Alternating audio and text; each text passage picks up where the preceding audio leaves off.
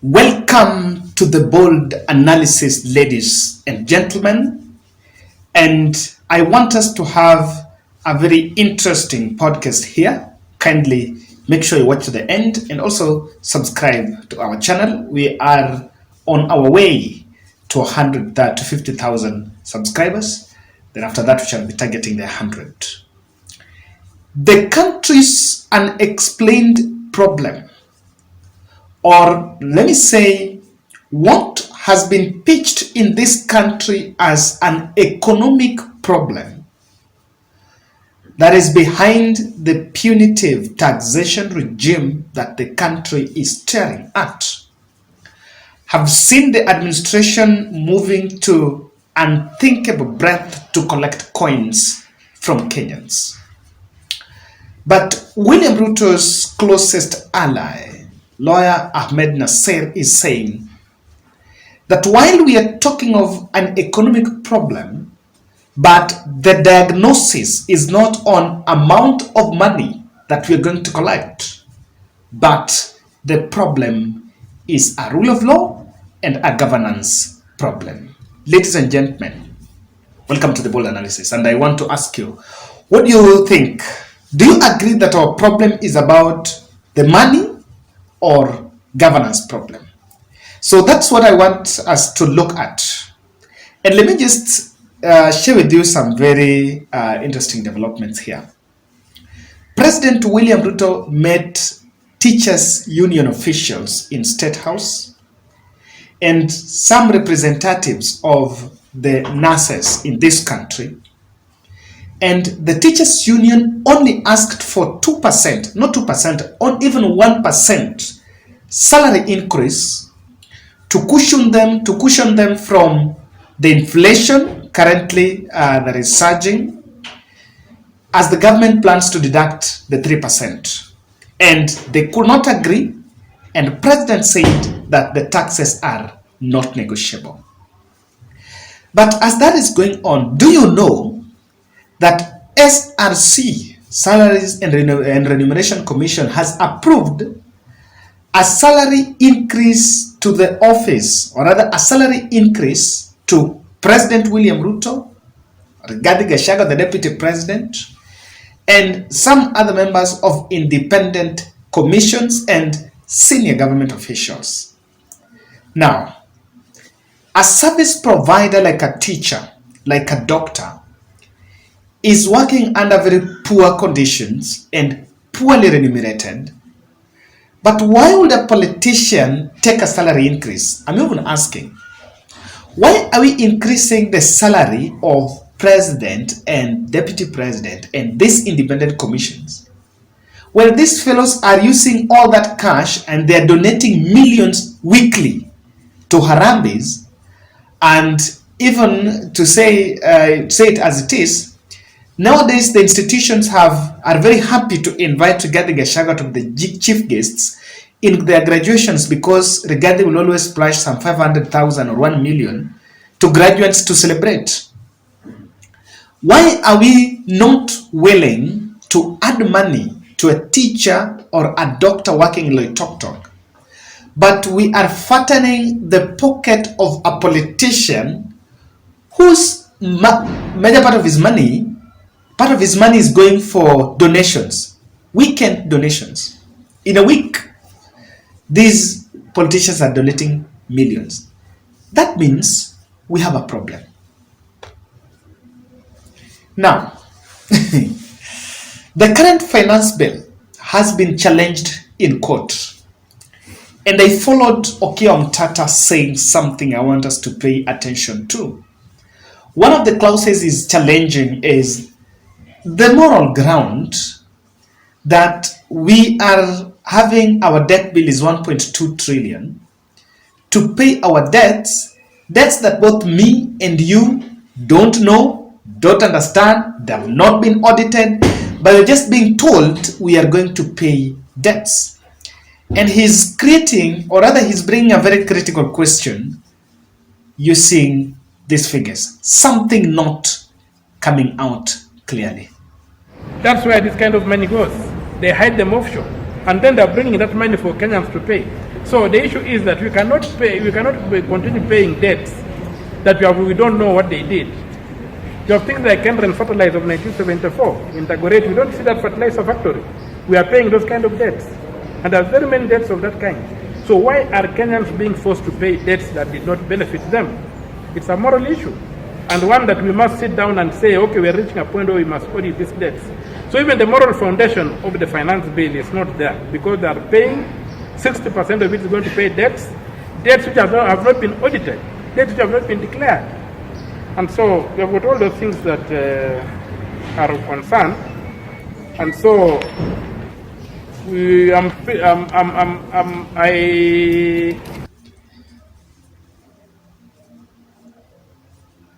And it begs the question, is it really true that we are going to use 1.2 trillion in paying these debts?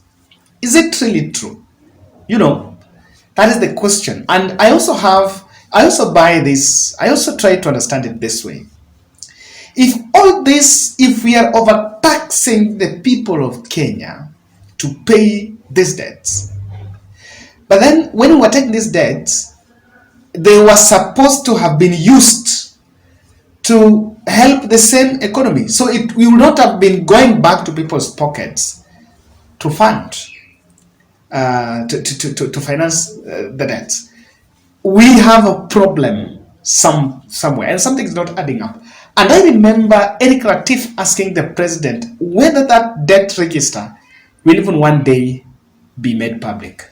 Are you prepared in your administration to publish the debt register? Because this is one thing that even the previous parliaments have tried to push. It hasn't been published. To date, we know the figure, we don't know the details. Are you prepared to publish the debt register, audit the debt register, and to hold anybody accountable for any money that may have been borrowed and misappropriated? Why not? When will this happen? Why not? We have, in fact, we already have a bill in Parliament, for purposes of placing on record any borrowing. I highly doubt whether that register will one day be made public. Just to show you, I still want to emphasize on this problem is bit of a governance. We are trying to tell Kenyans that we are collecting money. That is what is being said, that we are collecting money from our own revenues, local revenues, because we don't want to borrow to pay taxes, or rather we don't want to continue borrowing. Remember the story of we're in a hole and we cannot continue digging. But whether it is collected locally or borrowed, unless it is spent well, even the same local people are going to become creditors of the government. The same way the foreign financial institutions are now putting a yoke on our neck to pay them. Now, when you collect a lot from the population and they cannot see the value for it, I'm telling you, the wrath of the hustler here is more powerful and is even a curse compared to the foreign loans. So the problem is not about the source. There are two sources of government revenue. One is taxes, the other one is loans. Now we are saying we want to overtax here so that we don't go to borrow. The question about borrowing, the question is about our governance. And let me just show you. Chief Justice Martha Koome recently went to Embu and attended Madaraka Day in a 20 million worth sport car, Prado. And Kenyans were asking why that, while the country is in a poor state of economy.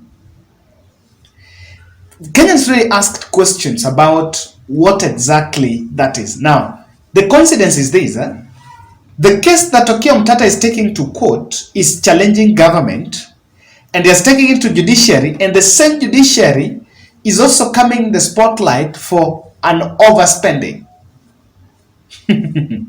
So you already know that the fate of that case is already predetermined. Maraga once said that that was a bit of wastage. Now, secondly, let me just show you another one. The CAS are currently withdrawing 780,000 salaries, and they are working in office against a court order that was stopping it. The term that still, and I think it's yet to be determined. But you will see them roaming around, working and reporting to work and enjoying the packages while there is a case in court. That is why we are saying that our problem is governance. If these guys are already working, so if the court is to make a determination that their position is illegal, then do you expect them not to continue working? That is why we are saying we may want to talk about collecting coins and raiding people's payrolls. But the real problem here is not about the money. Our problem is governance. And I know quite a number will agree with me. If the money we borrowed was spent well, we will not be overtaxing. And this question emerged even in the last roundtable interview. I think President was asked this question, whether does he think that those he allegedly says were borrowing misused the money, or whether there was no value for the money. And this was his response. If you just look at how much we are paying in terms of debt, and then you look back at that close to 9 trillion shillings that has been borrowed in the last 10, 15 years, questions are, where has that money gone? And so I want to ask you, Mr. President, do you feel that the money that has been borrowed has actually gone to be value for Kenyans? I do not want to point fingers at no administration. I do not want to say what happened in the last administration. I have said enough of it. I just want to speak to the present and to the future. You know, it is true. Number one, what we are being told about these debts, it could also be ballooned. Before, as we talk about collecting, because what has been pitched, what we are being told is fixing this economy is making sure that we collect the money locally. You know, that is what has been said, that stabilizing the economy is making sure that we collect the money locally. Is it about the source of the money or good usage of the money, irrespective of the giver? Whether it is Kenyan people or it is financial institutions from foreign countries, the real thing here is the user, how it is being used. And Ruto failed terribly, and it's going to be a very horrible failure to fix governance because of these 3 points I want you to look at.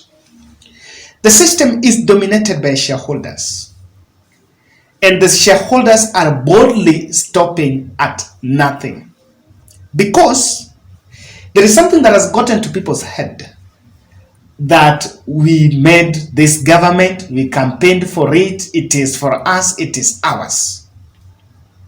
You know, remember about the argument about that Aoko is saying that a tender has been given to an Azimio person while someone who campaigned for UDA is not getting it.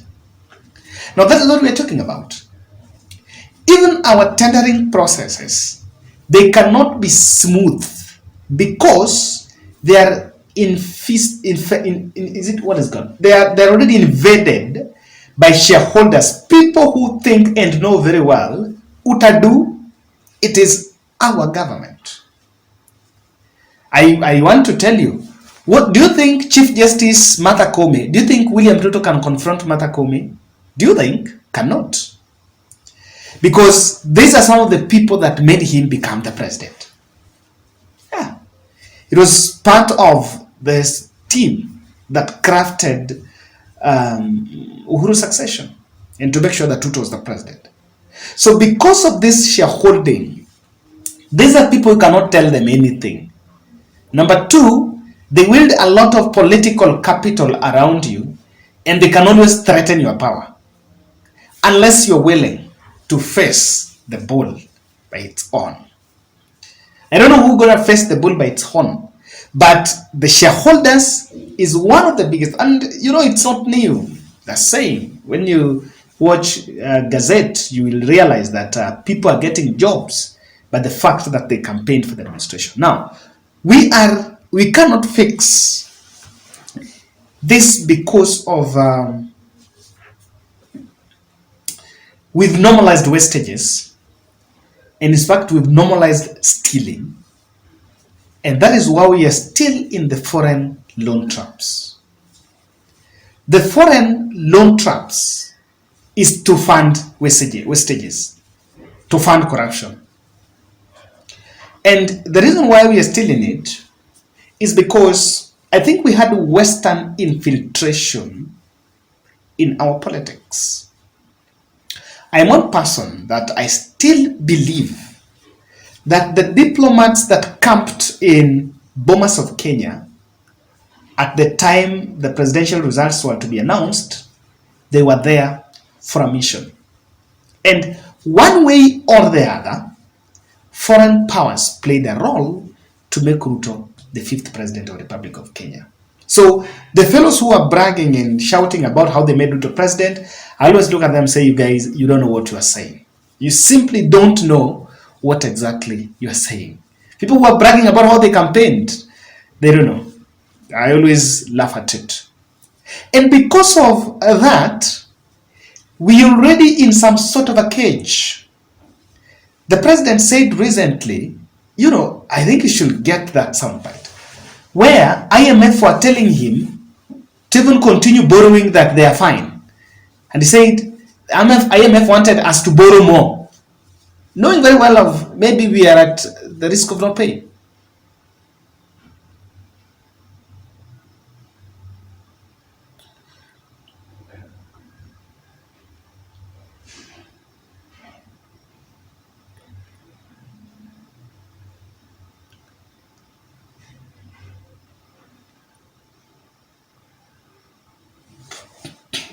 Look at that. So we are also, that is my purpose number 3, that we are eroding our democratic principles. We are eroding our democratic principles to make power a do or die. That is why we cannot fix our governance. How can we fix our governance if we are buying MPs across other political parties to form a supermajority so that we can overrun any other dissenting opinion and get things our way, not the way? President Ruto has brought all the members of parliament from the opposition parties to get the supermajority, and I agree by those who are saying, whether we make noise with Dekni or Kitni, the president will get his way in parliament. And if we are eroding our democratic principles, do you want to tell me that we can fix governance? We cannot. Lest we have a system, and I pray that one day we have a system that is free from human input, that it will not matter who is the president, where is he coming, because the system will be immune from the highest influence from the highest political office. But when we still enjoy and when we still worship bureaucracy, where I need 10 signatures and bribing all these signatures for you to get what you want, then, truth be told, this is still going to be a problem. And for the president, however much you can collect, however much UDA can collect, even if they will be in a position to fund the budget from our taxes without a loan. But if you don't fix governance, forget about the economy. Because the problem starts there. The people sometimes we normally blame politicians because it's the politicians we are seeing. But the real powers are the civil servants behind it. The people in the offices, the head of finance, the principal secretaries. These are the fellows, the people in the tendering committees, the head of parastatals. These are the engine behind it. But if you can't fix that, I'm telling you, we will still be at a problem. Now, before we finish, allow me to talk about Kwango Arts and Design. Kwango Arts and Design, that is for your solutions in interior design. They are doing amazing work, and you can sort out their services when you are interested in having designs that are building all interior works like the gypsum ceiling and tiles, wardrobes, reception, furniture.